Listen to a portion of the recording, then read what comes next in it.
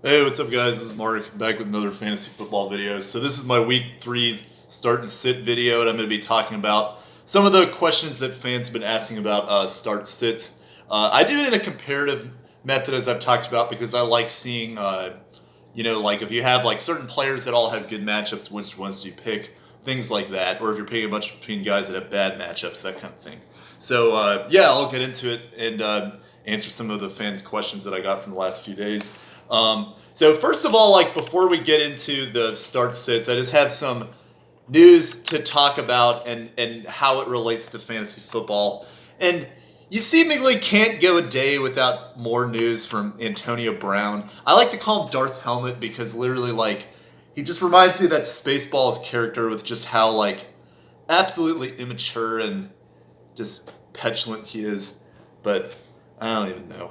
So anyway, but like to be honest, like I kind of honestly like worry about AB just because it seems like there's like a lot of like I almost wonder if there's something wrong with him, like just very like irrational decision making. So like hopefully if that's the case, like he can get some kind of help to just like help him like move forward and try to get his life back together because he's really kind of thrown away a huge opportunity that he's had. But anyway, so obviously, like, what do you do if you own AB? This has been a huge question for the whole season, and a bunch of people have this kind of dilemma that they're dealing with right now.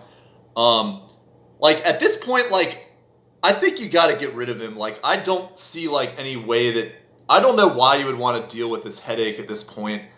But the thing is like, you really can't get any value for him at this point other than, like, maybe, like, a mid-tier receiver. Like, I've thrown around, like, offers for AB that include like, something like Deebo Samuel for Antonio Brown. But even that is like risky to me because it's like I see more potential in Deebo Samuel stepping into a wide receiver one position than I do Antonio Brown even being on a team. Like I have a hard time seeing anybody signing him at this point if he's not even willing to like keep his mouth shut on the Patriots. Like, I mean, maybe some team that's like desperate and really doesn't have anything else going for it, like the Redskins, will take that chance. But I mean, I don't even really think that's going to happen either.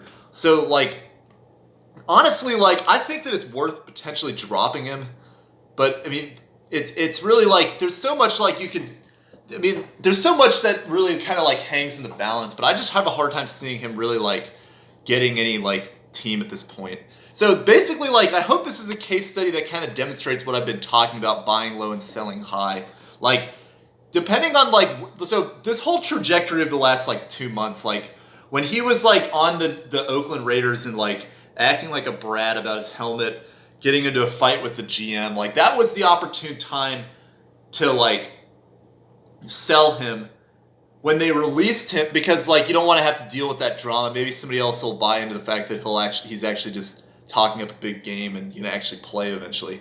Then, like, when he gets cut by the Raiders, like, that's when you try to buy him because it's like, oh, people are panicking now he's not on a team, what's going to happen?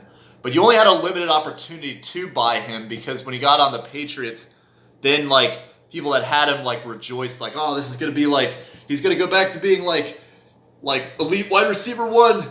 But then that only lasted for 2 weeks and then now he's gone. So, like, now is like potentially the time to buy him, but like you want to be careful you're not giving up too much. So like so much like up and down, but the key is like buy low, sell high. Like he's been all over the place, and that is what you want to do in fantasy football. Like if you had owned him like when he was on the Patriots, like, and I even said this, like you should have tried to sell him right away because even if he played on that team, like he would have not been able to like gotten the same volume as he did in Pittsburgh just because of the way that offense runs. So like, I hope that if you had him, you were able to take advantage of that. But at this point, like I really, unfortunately, just don't see him playing this year, just given that and then given the accusations and all of that. Like I think that, I mean, unfortunately, if you own him, like you probably just have to cut him at this point. But maybe somebody will be interested in him. Anyway, so let's get into the questions now. So Sean had a question.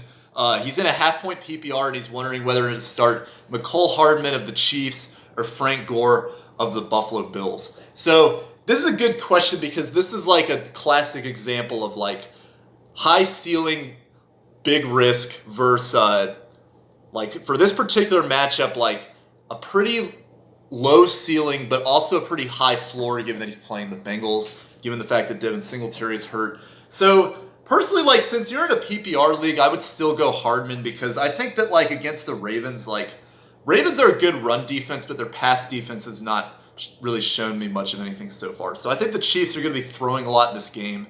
I think that Hardman is going to get involved because Tyreek Hill is not there. He got an increase in work from last week even. I mean, the only, and yes, that is the higher ceiling play. So I think in PPR I would go him, but there is a bigger risk to me that Hardman gets just a goose egg 0. So if you're in a position where like you're well favored, you really don't need an explosion point from Hardman, but you could potentially get hurt by him if he just doesn't catch a pass. Then you would go Frank Gore. But honestly, I think Frank Gore, like in this game, I see him having like 20 carries for like 65 yards. Maybe getting a touchdown. But I think that like it's going to be a low scoring. I honestly don't think this game is going to be as high scoring as it could be. So I think that Frank Gore, like he's not going to run wild like the 49ers did on the Bengals. Because, I mean, frankly, like the guy can hardly even run fast anymore because he's like 45 years old or something. But I don't know. But yeah, so that's my opinion. I'd go Hardman there. Gore only if you're like well favored in that one. Another, Darren had a question of whether or not to start Aaron Rodgers or Josh Allen. And I don't know if you've seen my previous videos, Darren, but like I've been very critical of Aaron Rodgers being drafted very high because like a lot of people have this idea in their head that like Aaron Rodgers is like the LeBron James equivalent of NFL or something stupid. And like, but people are tilting away from him now because like he didn't have a very good season last year. He's not really off to the best starts this year. But I mean, he's playing the Denver Broncos, but I still like Aaron Rodgers this week to have a bounce back compared to his previous games because the Denver defense that is not what it used to be. I think they're an overrated defense. I think Josh Allen, like, he could have a good game, but I also see them potentially getting ahead of the Bengals and him not really needing to throw. He might just be, like, handing it off to Frank Gore or TJ Yeldon. So I think Aaron Rodgers has a higher ceiling than Josh Allen does. And I think that, like, you still play Aaron Rodgers given that. Josh Allen is trending in that direction where he could be an every week starter, but he's not there yet. I personally would go Aaron Rodgers in this matchup, but there are going to be some other matchups where I would go Allen, depending on the season if you keep both of them. Or depending on the game this season if you keep both of them. So go Aaron Rodgers this week. Claudio has a question. So he's trying to start in the flex position, either James Conner, Adam Thielen, or Kerryon Johnson. And if that sounds like a lot, but like I clarified with him, he's actually in an 8-team league, PPR, which like that's got to be tough. Like I've never been in an 8-team league personally. Like I've usually been in ones that are like 12 to 14, but like 8 has got to be tough because like you pretty much like have a lot of really good players, but then you're trying to pick by matchup, and that could be tricky. So he's got Saquon as his running back 1. That's an every week start. Fournette, he already left in from Thursday night, so he can't go back and change that. His wide receivers are Mike Evans and Juju as well. So, personally, like, there are going to be weeks where you have, like, you sit one or the other. You start Kerryon or you start James Conner or like, you start Thielen. But for this particular week, like, Mike Evans, I like that start because he's playing the Giants. Very good matchup there. I slightly lean Adam Thielen over Juju, actually, because of the quarterback stability that the Vikings have.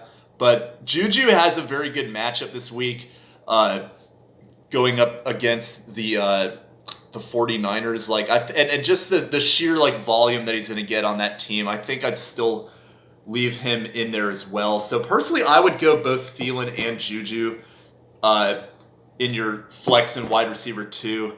Kerryon Johnson like could have a good game, but the Eagles are a very good run defense, and the Lions actually haven't really been passing it to Kerryon Johnson a lot. So I worry about the potential of him being a bust for this week. And then James Conner, like another situation where like the Steelers could rely on the run more, but like he's not 100% right now.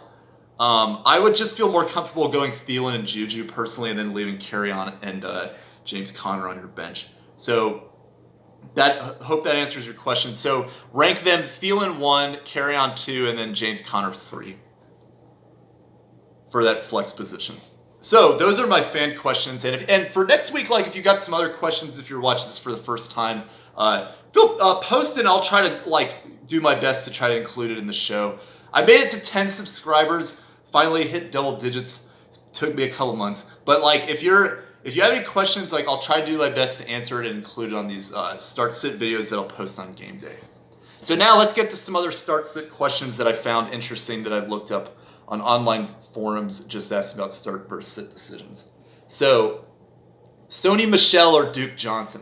So, I really hope you're not having to pick between either of them, but like, I would like Sony Michel against the Jets, like that's not a bad matchup. But again, like as I've talked about, like I don't like New England running backs because they use a committee all the time.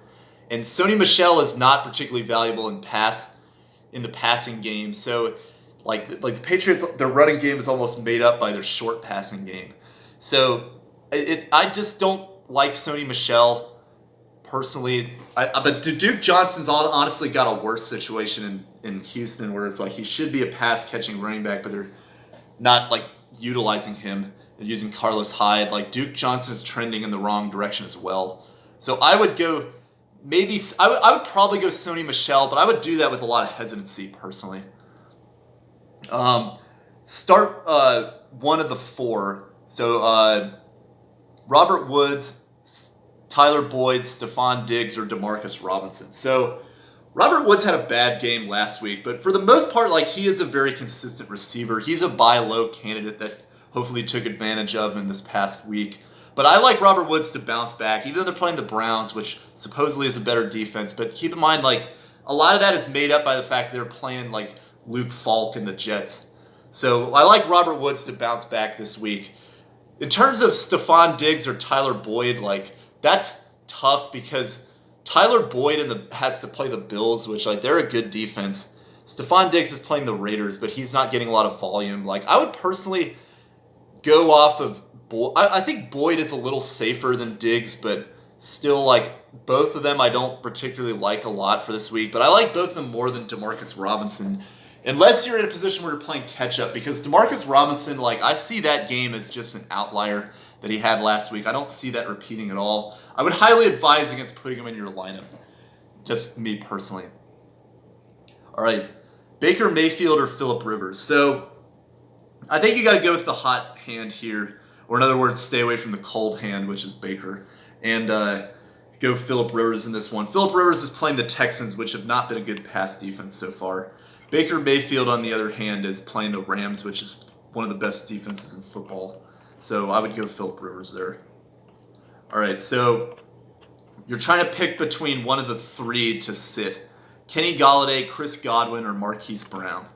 So there's a lot of hype about Marquise Brown, and I understand that. He's emerged as the number one receiver on the Baltimore Ravens. But personally, like, and yes, he's got the Chiefs, which, like, that's a good matchup. But, like, man, like, Golladay has the best matchup of them playing the Eagles. The Eagles are just, like, hemorrhaging pass points. So you got to start Golladay.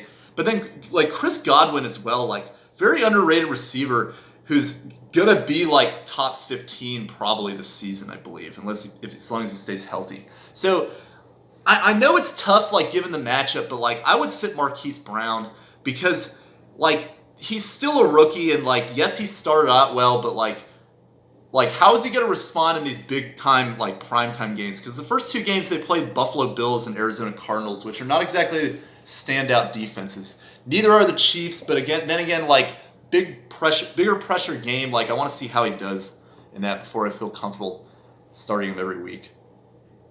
All right, so talked about Robert Woods already. Do you start him, McCole Hardman, or Devin Smith? So again, you start Woods over those three. But the next one up, like, I would go McCole Hardman personally. I think Devin Smith, like, yes, Gallup had an injury last week. Or Gallup's not 100% healthy, and Devin Smith had a good game last week. But three targets, 3 catches. Like, that concerns me. Like, what if he didn't get that touchdown? Like, what if he gets 3 targets and it's for, like, 20 yards? Then like I feel like that's a lower ceiling. And yes, he's playing the Dolphins, which like you want to ideally start your Cowboys against the Dolphins, but then again, like I could see like Zeke Elliott just running over this team to the degree that Dak won't even really have to throw it at all. So I think Devin Smith like is a big risk of being a zero in this game. I'd go McCall Hardman over Smith if given the choice between those two. Josh Jacobs or Tariq Cohen. So Josh Jacobs has got a tough matchup this week, but then on top of that, he's not healthy. He's apparently dealing with like a flu or some kind of sickness like that. So, but Tariq Cohen has not looked like himself from last year. But I would still go Cohen because he's playing the Redskins, which like that defense does not look good so far. As a Redskins fan, I'm not happy about that because we used to be a good defense last year. But personally, like I would go Tariq Cohen in this game. I think this is a game where Cohen gets back on track and explodes again. People are happy about him again. So I'd go him over Josh Jacobs, which is he's got a tough matchup against Minnesota. All right, start one of the three. Sterling Shepard, Mike Williams, or Nelson Aguilar. So it's really going to me depend on like the health of the Eagles receiving core going into this game. But Nelson Aguilar, I'd give a slight edge to Sterling Shepard because of the fact that the Giants have a new quarterback, and I want to see how Daniel Jones does. But the Bucs are not like an entirely intimidating defense. I mean, historically, they actually did well last week. But like, I would go Nelson Aguilar first, then Sterling Shepard, and then Mike Williams. I'd say no because he's not 100% healthy. And frankly, like even when Mike Williams has been healthy throughout his career with the Chargers, he's not really looked at as a top tier target. That's been Keenan Allen, and then Austin Eckler is emerging as that secondary option for them. All right, so two Chiefs. Do you go Darwin Thompson or McCall Hardman?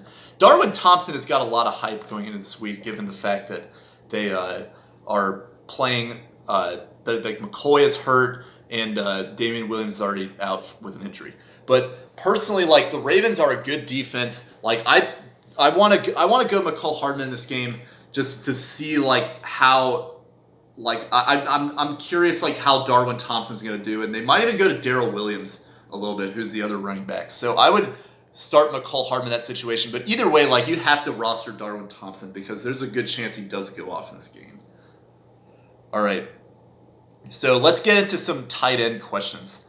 Do you start Darren Waller, Will Disley, or Tyler Eifert? So that's a good question because Disley and Eifert are pretty much waiver wire pickups that people are kind of getting off, especially Disley from last week. So Waller, I think, is the most consistent of them. I see him like he's going to get a lot of targets, even though they are playing Minnesota. So and especially like Josh Jacobs, as I've kind of already talked about, I think he's going to get shut down in this game. So I would probably go Darren Waller over them. And then in terms of those other two, I would go Will Disley simply because of Tyler Eifert also splits targets with CJ Uzomah. So and Eifert also is one of those that's injury prone. So I would personally like go in the direction of Will Disley first. He's kind of stepping up as that tight end one there. So, and then another interesting tight end question. A lot of people want to know what to do with O.J. Howard at this point. Do you start O.J. Howard or Eric Ebron? So, yes, the offense of Tampa Bay is kind of not like going away from tight ends. They're kind of like going more in the direction of like the receiving core, primarily like the Bruce Arians offense. But like this is an opportunity for O.J. Howard to step up because the Giants have not been good against tight ends. They gave up like huge scores to both Jason Witten and Blake Jarwin, who were on the same team together.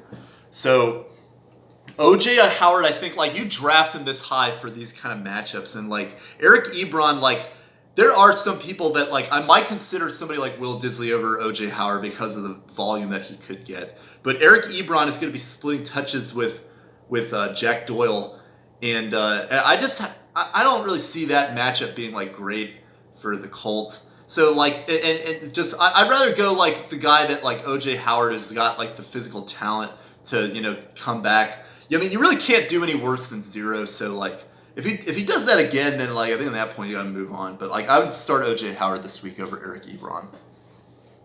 All right, so been talking a lot about this player as well. Do you start Sterling Shepard or Terry McLaurin. So McLaurin has looked better than Sterling Shepard so far this season, but he's playing the Bears. So don't if McLaurin is emerging as their wide receiver one, but I would personally rather go in the direction of Shepard, even with Daniel Jones there, because McLaurin against the Bears, that's going to be a rude awakening for him, I think. I think he could have a difficult time against them.